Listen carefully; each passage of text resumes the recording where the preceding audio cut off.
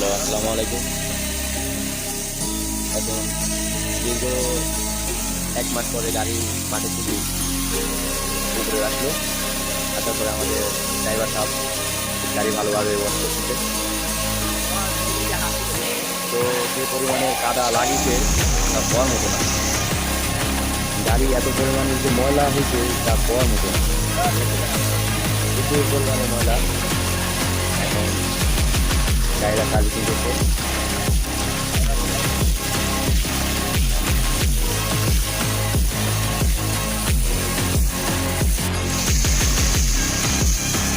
Hello, আসসালামু আলাইকুম।